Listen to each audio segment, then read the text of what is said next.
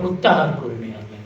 এর কোনো শর্তই এই বুর্জোয়া গণতন্ত্র পালন করে না। মূল কথাটা হচ্ছে ব্যক্তি মালিকানা, এবং ব্যক্তি মালিকানা এখন চরম জায়গায় পৌঁছে গেছে। মানুষের সভ্যতার হাজার হাজার বছরের ইতিহাস, উন্নতির ইতিহাস, অসামান্য উন্নতির ইতিহাস এখন প্রাচুর্যতে ভরে গেছে।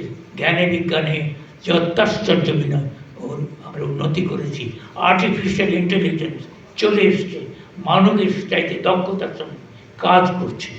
মূল প্রশ্ন হচ্ছে মালিকানা কার? মালিকানা ওই যে স্টিগলিটজ বলছেন একজনের, মালিকানা ৯৯ জন বঞ্চিত। এবং এই জন্য যে যা আজকে প্রয়োজন সেটা হচ্ছে সামাজিক মালিকানার প্রতিষ্ঠা। ব্যক্তি মালিকানার যুগ শেষ হয়ে গেছে, ব্যক্তি মালিকানার যা দেবার দিয়ে ফেলেছে, এবং মানুষের সভ্যতা এমনকি মানুষের অস্তিত্ব আজকে সংকটের মুখে। আমরা বলি যে মানবতা বিপন্ন, আজকে মানবতা নয়, মনুষ্যত্ব বিপন্ন। মানুষ আর মানুষ থাকতে পারছে না, মানুষ হিংস্র হয়ে গেছে। এবং এই যে রামিসা হত্যা, এই যে হিংস্রতা, এই হিংস্রতা এসে গেছে। এই ঘটনা সব জায়গায় নানানভাবে নানান মাত্রায় ঘটছে। কাজেই যেতে হবে যেটা আমি ওই যে বলছিলাম, কি দেখলাম আর কি বুঝলাম যে এই ব্যবস্থা চলবে না, এবং বুঝলাম যে এখানে ব্যক্তি মালিকানার জায়গাতে সামাজিক মালিকানা প্রতিষ্ঠিত করতে হবে।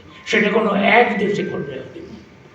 একবার ওই ১৯১৭ বিপ্লবের পরে এটা এক দেশে প্রতিষ্ঠিত হয়েছিল, কয়েকটা দেশে প্রতিষ্ঠিত হয়েছিল, ১/৩ জায়গায় প্রতিষ্ঠিত হয়েছিল।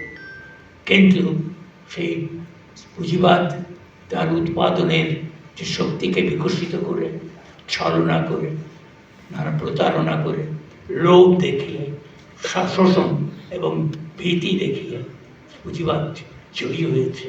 কিন্তু জয়ের যে পরিণতি সেটা আমরা দেখছি যে এই গ্রহ মনুষ্য বসবাসের জন্য উপযুক্ত থাকবে কিনা সেই প্রশ্ন উঠছে। ইলন মাস্ক বলেছেন মঙ্গল গ্রহে উপনিবেশ তৈরি করবে, তার ব্যবসা ওই রকমেরই। কিন্তু মানুষ যে কোন জায়গায় যাবে, সেজন্যে ব্যক্তি মালিকানা বাদ দিয়ে তার বিরুদ্ধে সামাজিক মালিকানা প্রতিষ্ঠা যে আন্দোলন, সেই আন্দোলনই হচ্ছে আমাদের প্রকৃত আন্দোলন। ওই যে নির্ঝরের স্বপ্নভঙ্গ কবিতায় রবীন্দ্রনাথ বলেছেন, ভাঙ ভাঙ ভাঙ রেখা আঘাতে আঘাত কর। কারা ভাঙার কথা বলেছিল, এবং কারা ভাঙা নয়, আজকে পাষাণ কারা কথা ভাঙতে হবে। সে কারা হচ্ছে, সে পাষাণ কারা হচ্ছে পুঁজিবাদের কারা। আমি একটা ব্যক্তিগত করে কথা বলে শেষ করি। আমরা এই আজকাল বলেছেন যে আমি পত্রিকা সম্পাদনা করেছি, অনেক পত্রিকার হাতে লেখা পত্রিকা। আমার অভিজ্ঞতা হচ্ছে ৩টে পত্রিকা আমরা বার করতাম। আমি যখন স্কুলের ছাত্র, পত্রিকার নাম ছিল ফোয়ারা। আমি যখন কলেজে এসেছি, পত্রিকা বের করেছি, নাম দিয়েছি ঝামেলা। আমি যখন বিশ্ববিদ্যালয়ে ঢুকেছি, তখন পত্রিকা ছাপিয়ে বের করেছি একটাই, নাম দিয়েছি আগামী।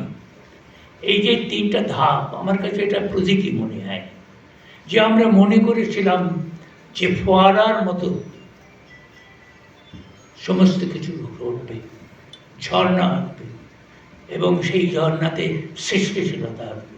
আমরা আমাদের কৈশোরে রবীন্দ্র, নজরুল, সুকান্ত ৩ জনের একসাথে উৎসব করতাম, ৩ জনকে নিয়ে উৎসব করতাম।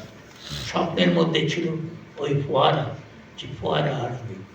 তারপরে যেটা দেখলাম সেটা হচ্ছে ওই ঝামেলা, চতুর্দিকে ঝামেলা এসছে, কিন্তু তার মধ্যেও আশা ছিল, ওই যে আগামী আশা, ৩ নম্বর পত্রিকা, যে এই প্লাবন আসবে, সেই ঝর্ণা আসবে, ফোয়ারা আসবে, এবং সেই ফোয়ারা এই ঝামেলাকে হটিয়ে দেবে, যারা পৃথিবীকে মুক্ত করবে, উর্বর হবে, সৃষ্টিশীল হবে। তো ওইটা ঘটেনি, কিন্তু ওই ফোয়ারার প্রতীক্ষা আমাদের করতে হবে, এবং ওই সৃষ্টিশীলতা আসবে যখন আমরা সামাজিক মালিকানা প্রতিষ্ঠিত করতে পারব, তখন উৎপাদনের যে শক্তি সেটা উন্মুক্ত হবে এবং এই মানুষের যে হানাহানি, এবং সেটা বিশ্ব জুড়ে করতে হবে। সেজন্য যেটা দরকার সেটা হচ্ছে সামাজিক বিপ্লব, এবং সেই সামাজিক বিপ্লব কেবল এক দেশে নয়, সব দেশে হতে হবে। আজকে পৃথিবীর সমস্ত দেশে পুঁজিবাদ দৌরাত্ম্য করছে, নৃশংস ফ্যাসিবাদী চরম পর্যায়ে চলে গেছে। তার বিরুদ্ধে যে দাঁড়াতে হবে, সেইখানে সামাজিক মালিকানার পক্ষে প্রত্যেকটা দেশে নিজের মতো করে সেই লড়াইটা করতে হবে। তার মধ্যেই মুক্তি আছে, এইটাই আমি বুঝেছি আমার এই অভিজ্ঞতা থেকে। তারই কথাটা আমি বললাম। আপনাদের ধৈর্য ধরে শোনার জন্য আমি আবারও